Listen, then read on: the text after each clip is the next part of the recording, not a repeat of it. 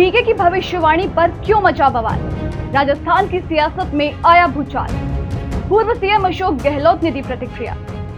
नमस्कार, आप देख रहे हैं एनडीटीवी इंडिया। मैं हूं आपके साथ चारू पारीक। लोकसभा चुनाव 2024 में मतदान का सिलसिला अब अपने आखिरी चरण पर पहुंच रहा है। वोटिंग तो लगभग हो गई है, मगर नतीजा किसके पक्ष में आएगा, अब हर जगह यही बहस हो रही है।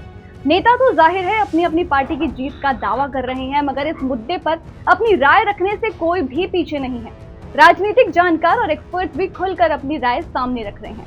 इसी तरह पॉलिटिकल स्ट्रेटेजिस्ट यानी कि राजनीतिक रणनीतिकार प्रशांत किशोर ने भी अपनी राय सामने रखी थी। पीके जो कि अक्सर चुनावी भविष्यवाणियां करते हैं, एक बार फिर उन्होंने एक भविष्यवाणी की जो बीजेपी और पीएम के पक्ष में थी।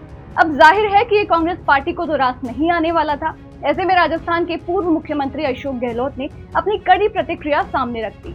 अशोक गहलोत ने एक्स पर लिखा, चुनाव में मतदाताओं का मूड भांपने के बाद बीजेपी अब पूरी तरीके से हताश हो चुकी है।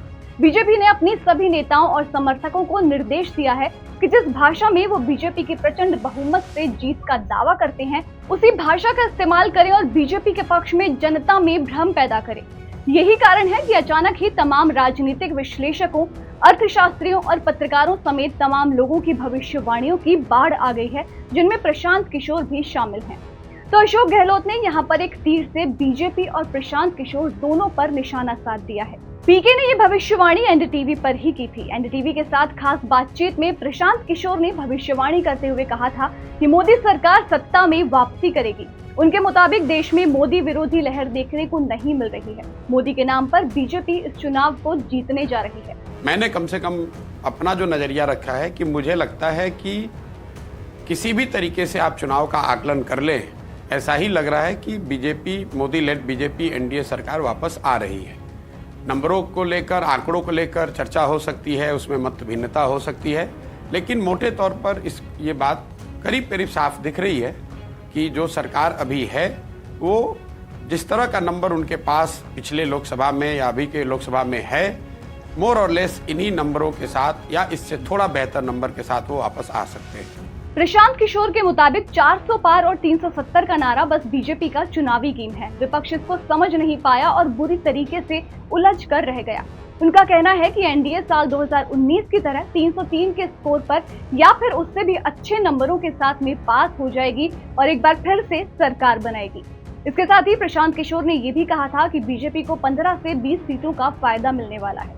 पीके के मुताबिक उत्तर और पश्चिम में करीब 325 लोकसभा सीटें हैं। ये क्षेत्र 2014 से ही बीजेपी का गढ़ रहा है।